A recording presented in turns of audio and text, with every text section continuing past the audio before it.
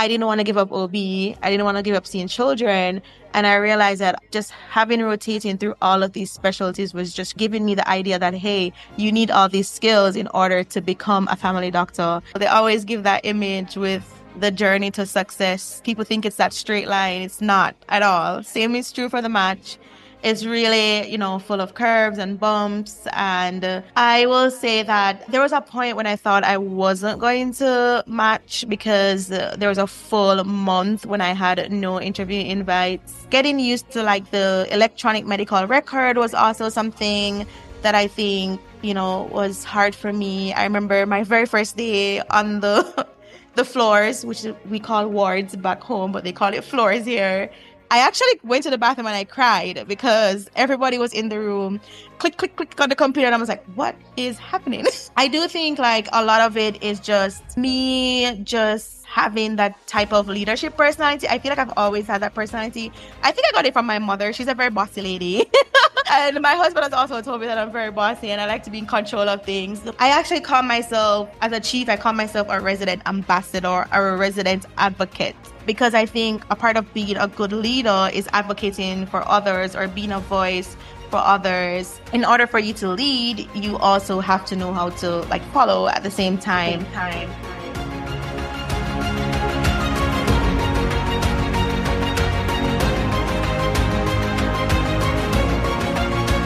Hello. You're listening to the IMG Residency Match podcast, where ambitious international medical graduates like yourself get the insider strategies and inspiration you need to match into residency.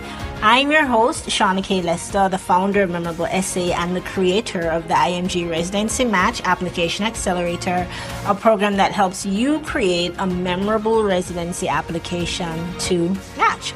So if you're looking for proven strategies to match and the inspiration to create a medical career you absolutely love, you're in the right place. Let's get into it. Dr. Sushania Pryce is a graduate of the University of the West Indies Mona campus in Jamaica, where she pursued undergraduate studies in medicine. She worked as a physician in Jamaica before she moved to being a clinical instructor at St. George's University School of Medicine. In 2023, she went on to complete residency training at Northside Milwaukee Health Center's Family Medicine program. She is there currently as a chief resident. Dr. Pryce is a fervent advocate for patients. She's a philanthropist, regularly engaging in community service initiatives. You only need to talk to her once to find out just how much she loves family medicine. In this week's episode, she's taking us along with her on her journey, what led her to love family medicine, all the sacrifices that she made to get there, things that you can do to optimize your odds as you're applying to the match, and where she sees herself in the future. Hello and welcome to the IMG Residency Match podcast. How are you doing, Dr. Sushania Pryce? I'm doing okay. Thank you so much for being here. And you are in family medicine. I wanted to start our conversation by talking about your earliest introduction to family medicine. I think my first introduction to family medicine was just growing up in St. Mary. I grew up in Arokabesa, St. Mary. And while growing up, my first experience with a doctor was my family doctor who took care of my family. At the time, it was me, my mom, my sister, and my grandma. And I remember growing up, my sister, she would always get sick. So mom would always have to take her to the doctor. And just being there with her and my sister, it fascinated me. I remember even whenever she would get like medication, I'd want to take them. And that was kind of what made me aware of this whole medicine thing. Mom would say I would play doctor all the time, not just with my dolls, but with my sisters. So I think that's kind of my first introduction to medicine. So naturally, when it was time to go to college, it was a no-brainer. I was going there to study medicine. And was this an older sister or a younger sister? A younger sister. Okay, and every time she got meds, you wanted to take Yes. You have this person who's a family doctor, but as a child, you might not have known that that's exactly what his specialty was, but he was a great doctor. when you get to medical school or at whatever stage when you start understanding that, hey, there are different kinds of doctors, I could perhaps do some of this work in another field. What was it that made you stick to your guns and say family medicine is it? That's a very good question. I feel like for me, again, like growing up, people would call where I grew up rural. Growing up, I didn't think it was rural. But anything or anywhere in Jamaica that's not Kingston or Spanish Town was considered rural at that time. So I didn't know the other specialties existed. I thought the doctor was the family doctor. So naturally, when I moved to Kingston for college, and then when I was in medical school, I learned about all the different specialties that exist. And a part of your medical school training is that you have to go through all the different specialties and learn about them. And then I realized that while doing all of that, I was just taking different components of all the different specialties into making me a family physician. I didn't want to give up OB. I didn't want to give up seeing children. And I realized that just having rotating through all of these specialties was just giving me the idea that, hey, you need all these skills in order to become a family doctor. So I think even after finishing medical school, having been exposed to all the different specialties, it was still a no-brainer that family medicine was the right path for me. And was it your experience? I've heard other people tell me this. I don't know if it was your experience that they have this thought, but then they think about how is family medicine perceived in Jamaica and the Caribbean. Like, you are just a generalist. They think, "Oh my goodness, this stigma will follow me if I choose this thing. Please, I don't want to love you." Did you ever have that thought? So initially I did, but I think the more I became committed to doing postgraduate training in the US and learning about what family doctors actually do, it was a stark difference between what the impression or the idea of a family physician was in Jamaica compared to who a family physician was in America. And I loved OB. At one point, I thought, if I had stayed in Jamaica, I would pursue that as a career. But when I learned that there are family physicians in the US delivering babies, that was like mind blowing to me. And I'm like, oh, so I don't have to give up OB and I don't have to give up seeing children. So I think that's kind of where I came to realize that family physicians are so well rounded. Even in family medicine, you have different specialties that you can specialize in as a family physician, and you can choose to do both. So you can do sports medicine, you can just do geriatric medicines, addiction medicine, and the list goes on. And I think that's one of the beauty of, family medicine is you don't have to give up any components of medicine really. So tell us a little bit about that. For the person who's listening, for the IMG who's listening, whether they're in the Caribbean, the Middle East, Africa, South Asia, and they don't know much or they don't know intricately how family medicine might differ from what it's like in their home country. Could you tell me a few differences between the family medicine you experienced in Jamaica and the family medicine that you experience in the United States? I think one of the main things I would say that I've come to realize is just being able to practice medicine in the hospital or being a hospitalist. It's what it's called in America, where even though you're family medicine trained, you can still, be a full-fledged, almost like an internist, but they call it hospitalist in the US. And I think that to me was quite interesting as a family physician because most people like correlate being a family physician to working in the outpatient setting and seeing patients and like you call it a generalist kind of practice or setting. But no, there's an option of after doing 3 years of family medicine, just going into the hospital and just working in the hospital, just seeing adult sick patients in the hospital. So I think that's probably one of the biggest differences, I will say. Again, it depends on where you train. There are some programs, especially rural programs, that actually train family physicians to do colonoscopy. And I think that's like really interesting. There are family physicians who work in community-based hospitals and they function as the ICU doctors.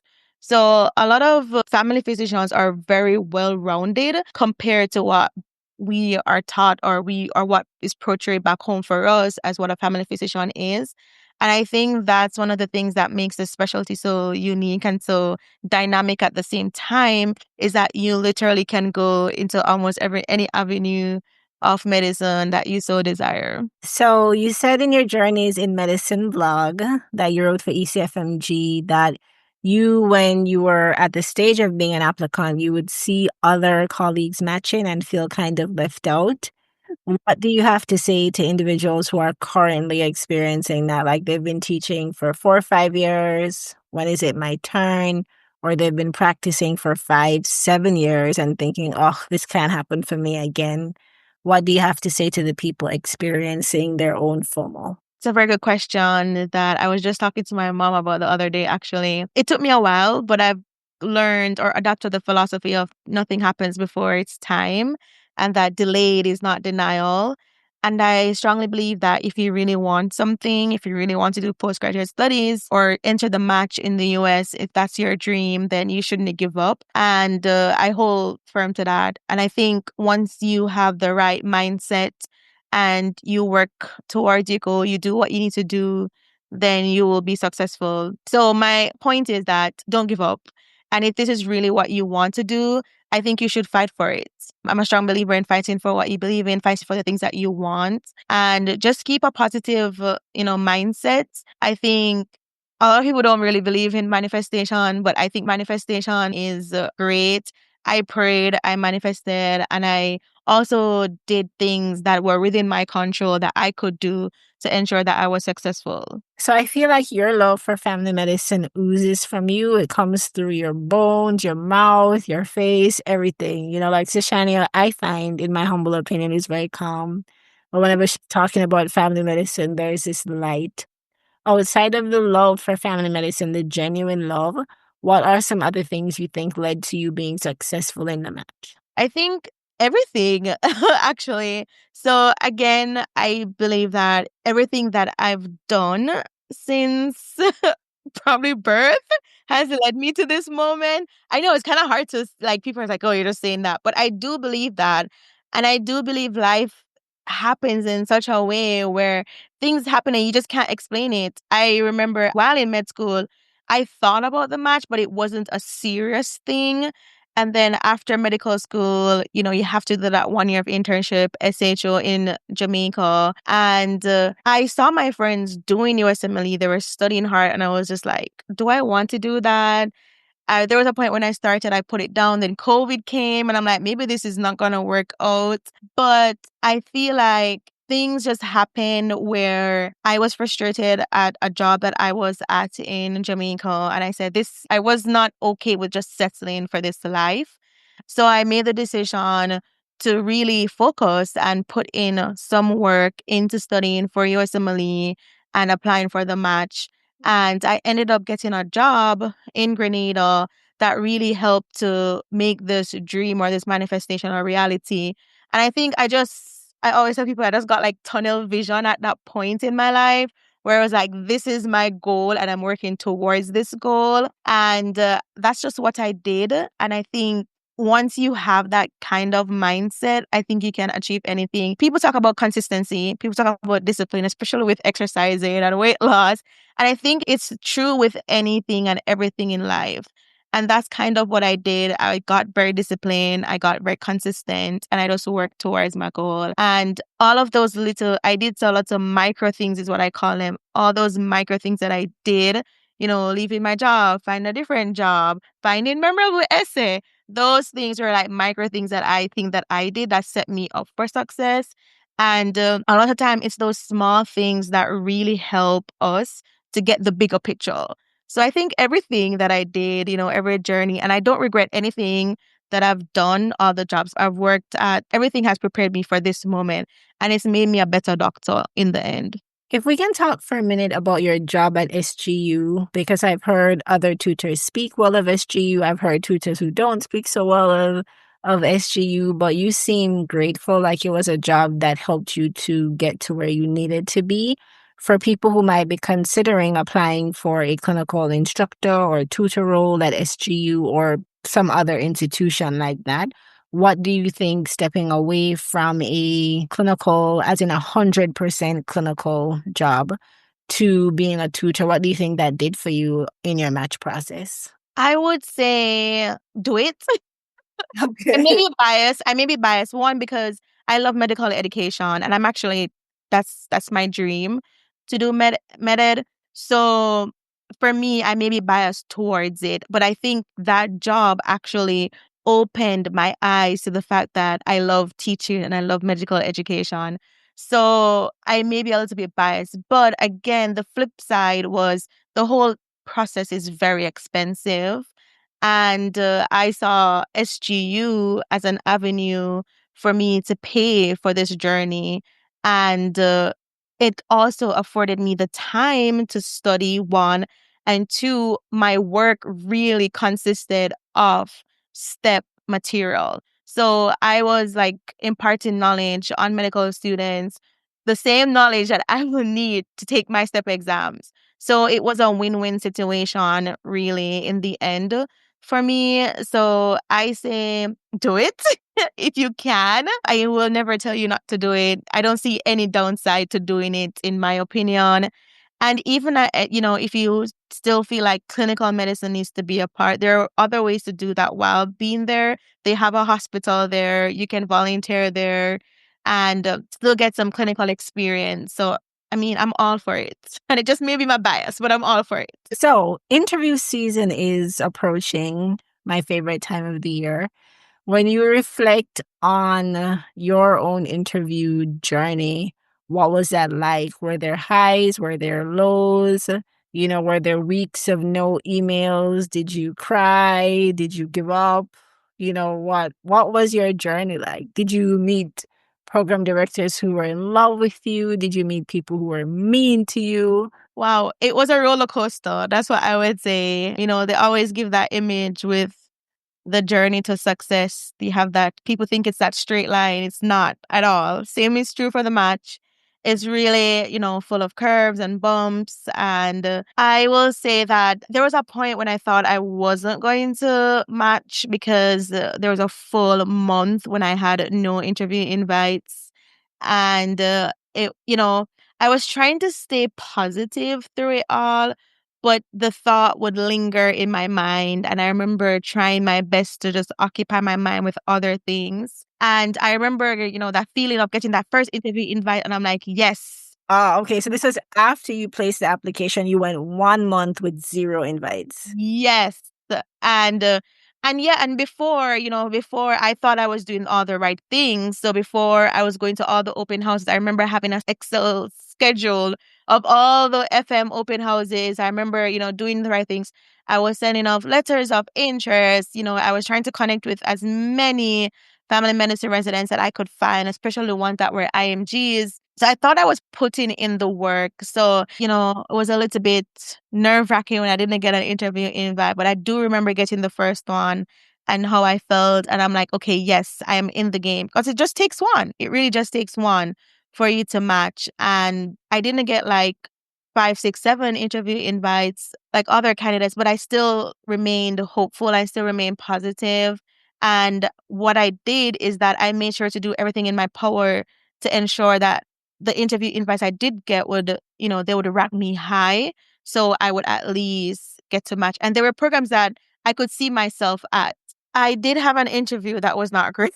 Well, actually, said the overall interview, I wouldn't say it wasn't great. There was one person in particular that in my opinion, asked an illegal question. And I'm pretty sure, ERS or NRMP would be like, that's an illegal question. But that still didn't deter me. The program that I eventually matched into, I love the program director.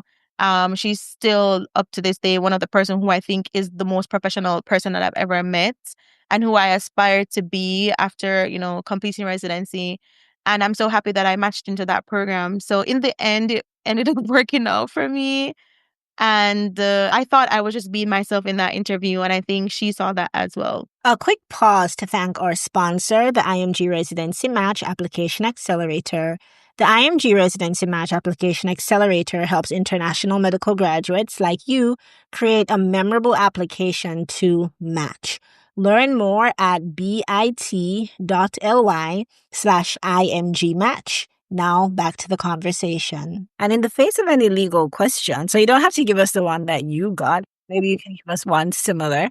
So in the face of an illegal question, what does an applicant do? I do think it will throw you off a bit, especially if, you're not expecting it. But I think to always remember just to remain professional. And at the end of the day, you're interviewing for a job and you don't want to burn bridges. And that person, who knows, that person might not be there if you do match that program. But I think I just remained professional and I answered what I thought at the time was an appropriate answer without giving too much of details to the question because I thought the question was very personal at the time. So I would just say, let's remain professional and you can choose to not answer to, you can actually decline. That one person is not the deciding factor if you match or not. It's usually a team of people. So that's what I would say with regards to that. And you probably have so many pieces of advice that you can give. Sushania is also a chief resident, so we're going to get to all of that. But if you were to pick just 3 pieces of advice for someone at the very beginning of their match journey, meaning that they haven't placed the application yet, wherever they are, what would those pieces of advice be? 3 pieces of advice that I would give if you haven't applied. 1, I would say make sure you're committed. Right? I would say once you submit those applications, you are saying that you're committing to the match and you're committing to the specialty, you're committing to the program if you are successful. So make sure you're committed. 2, I would say be prepared to work. It's great. Celebrate your wins. I'm a strong believer in celebrating wins. And the match is a big deal, especially, for IMGs. Even for US grads, it's a big deal. So I think you should celebrate, but do come prepared for the work.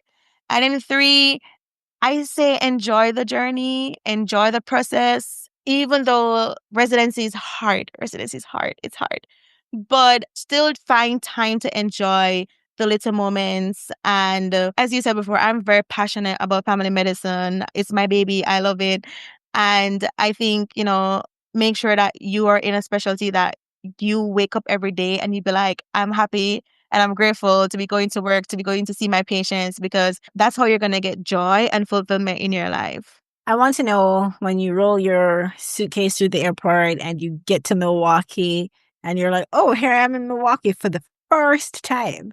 But not only have you moved to live, you have moved to work in the hardest job possibly of your life. What did that feel like to have those 2 changes happening simultaneously? Oh, that's a hard question. Because the feelings, it's a lot. It's a lot of different feelings. I remember I was excited. I was terrified at the same time. Oftentimes, a lot of people in the match, they end up leaving home. They end up leaving what's known as safe for them to go into like unfamiliar territory, unfamiliar land. You're going to a place sometimes where you've never been before, like in my case, to be with people you've never met.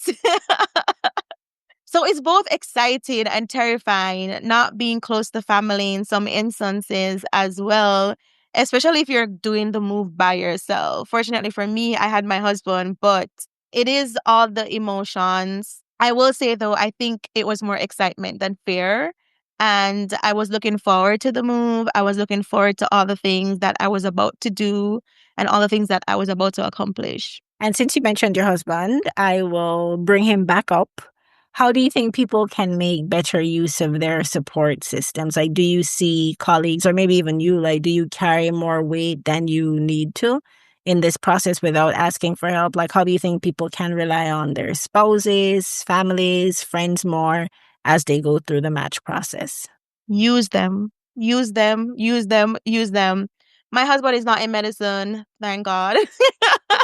He doesn't understand anything. However, he listens, and I really appreciate.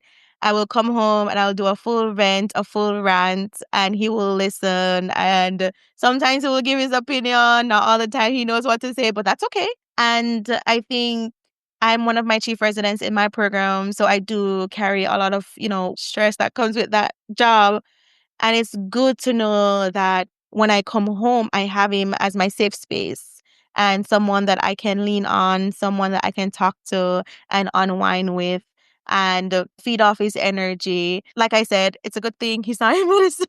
What do you think would be different if he were in medicine? Do you think he'd be too tired to listen? It would be like, suck it up? No, I think they're both pros and cons, right? Because I think if he was in medicine, he'd probably get it more. He'll probably understand more and can relate more.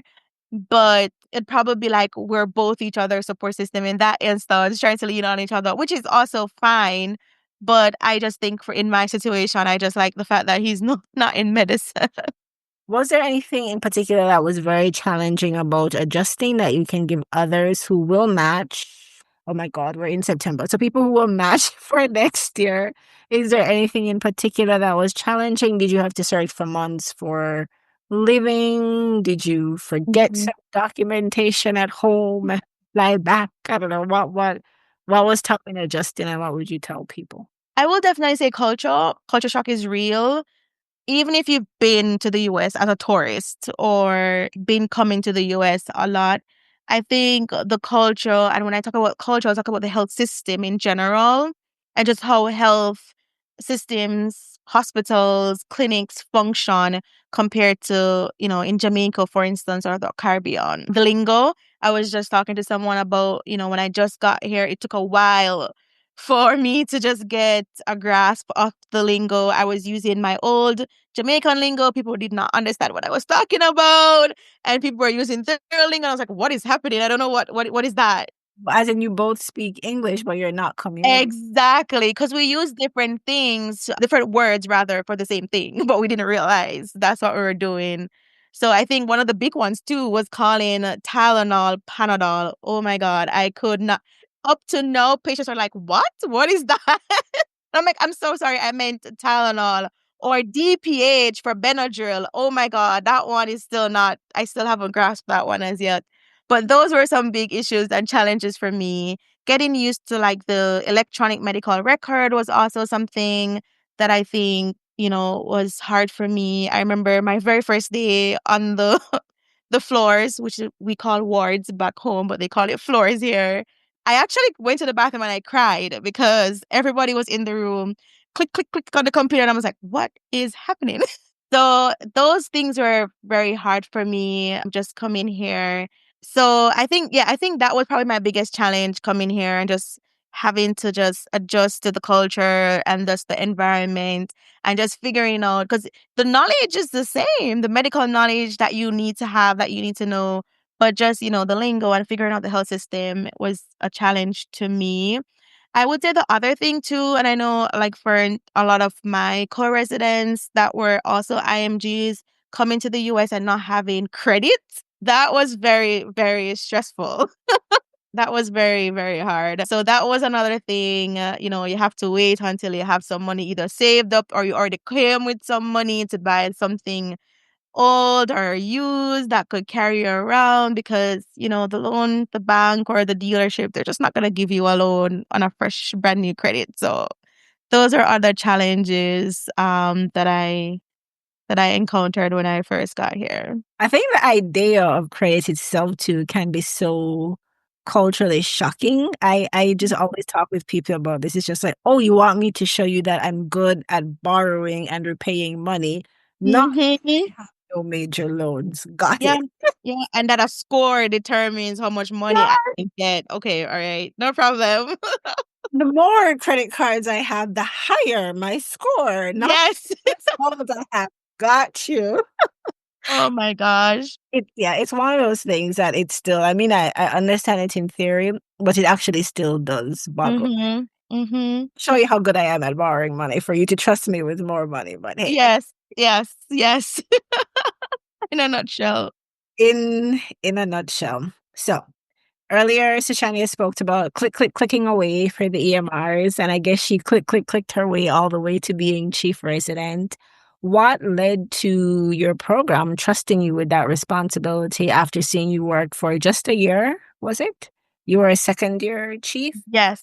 Yes. So it's a funny story.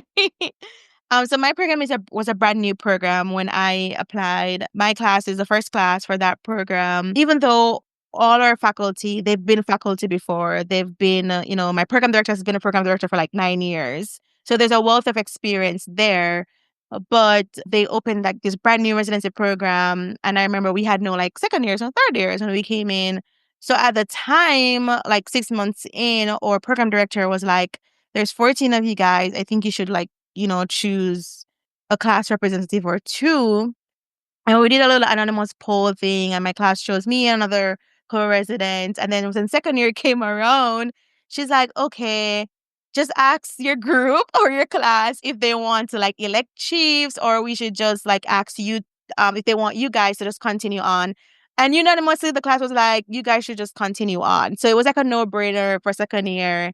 And then when third year came around, well, end of second year into third year, again, the topic came up. The program director threw it, oh, if people are interested in being chief, let her know.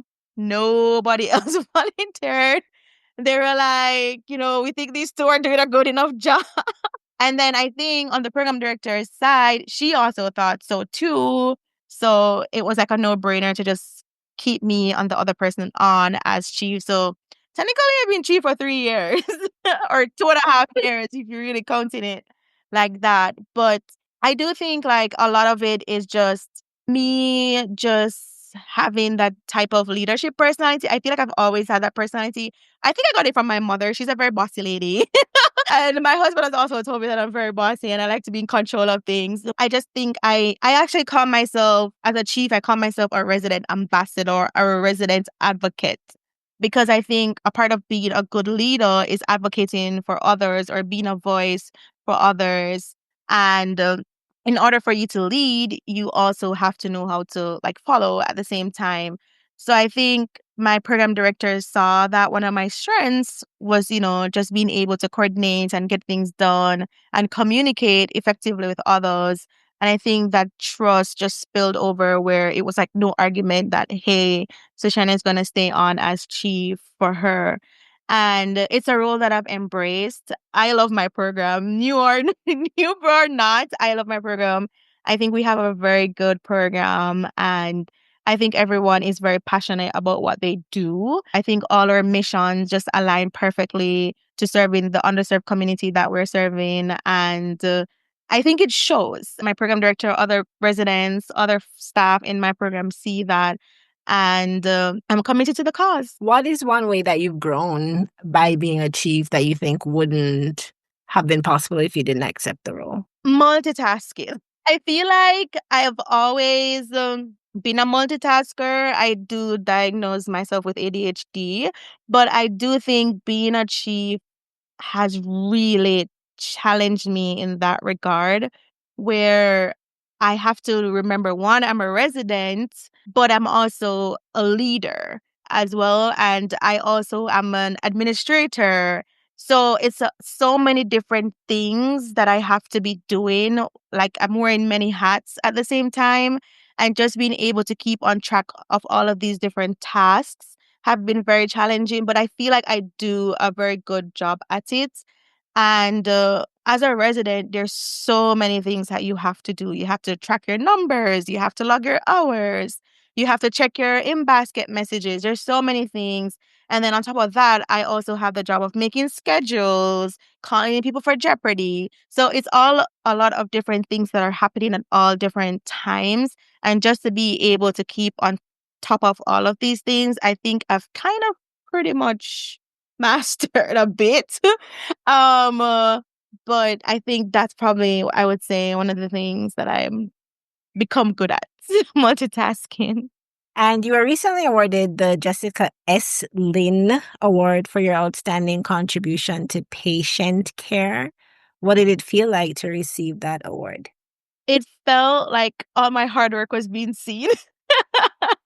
Yes, so that was actually a surprise to me. Being nominated for that award and actually winning it was surreal, because sometimes, again, you feel like you're doing all this work and you don't really feel like it's being recognized. We hardly like reward people once like later on in life for things. So I felt like in that moment, I was like, oh my gosh, I'm actually doing something. I'm doing something right. is what it felt. And I know I do a lot, but at the same time, it was nice to feel like it's being recognized, it's being seen, especially by my program. So that was a really good feeling. Congratulations to you. Thank you. So we're almost near the end. Just a few more fun questions. Okay. If we're not seeing patients in Milwaukee, what does one do in Milwaukee for fun? Lots of eating happens here. What's the cuisine like? It's a lot of American, I would say, type of cuisine. However, what I would say is that Milwaukee is a little diversity melting pot that I love. That's one of my favorite things about this city is coming here. I did not realize it was going to be this diverse. And you name a cuisine, it's in Milwaukee. And I think that's one of the things I love about here is that if you're feeling for Asian, there's at least 10 spots I can give you. If you're feeling for Indian, the same. If you're feeling for something Middle East, the same.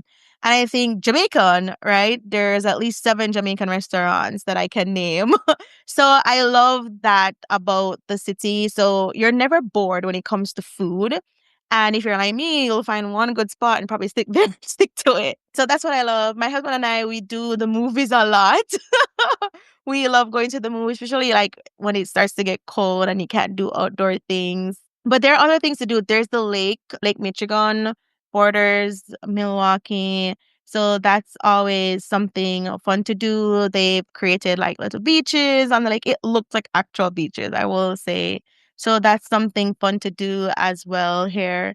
It's also like a sports city. So there's a Milwaukee Bucks, there's a Brewers. If you ever want to go catch a basketball game or a baseball game, those are things to do as well. My final question to you is looking forward in 20, 30 years, you matched, you've done so much work, you're a family medicine physician. What do you want the legacy of Dr. Sushania Pryce, the family medicine doctor, to be? Wow, that's a interesting question that I haven't thought about. But no, I feel like for my legacy, I think I definitely want to be remembered as someone who was kind. I think kindness is what's gonna, save us.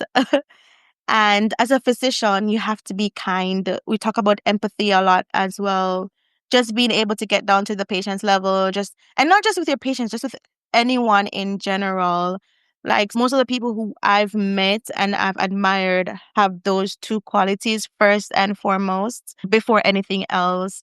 I think, especially in healthcare and medicine, it's easy to become a robot of some sort and be numb to certain things, but I don't want to be that type of person. And obviously, one of my goals in life is to just continue with, passing on that medical knowledge to the next generation. I want to be an integral part of helping, build up the next generation of family physicians. And that's something that I'm hoping to continue doing for the next 20, 30 years. And with that, I want to be remembered as being kind, as being empathetic, not just to my patients, but to residents, but to medical students and everyone else who I work with.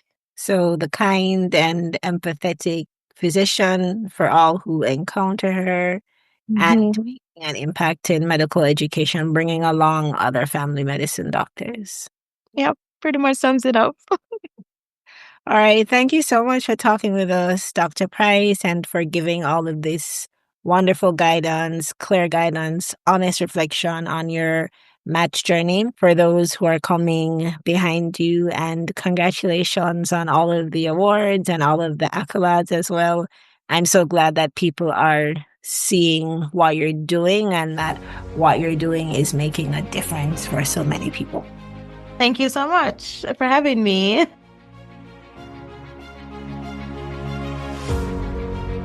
Hey friend, thank you for listening to the IMG Residency Match podcast. If you're ready to create a memorable application that gives you the best possible odds of matching into residency, connect with me at bit.ly/IMG match. That's all lowercase. And you can find me on Instagram, YouTube, and Facebook at Memorable Essay. Our handle is Memorable Essay. If you enjoyed this episode, be sure to follow, leave a review, and share share it with another IMG who's on their match journey. Your support helps more ambitious IMGs to find our show. Until next time, keep focused and be memorable.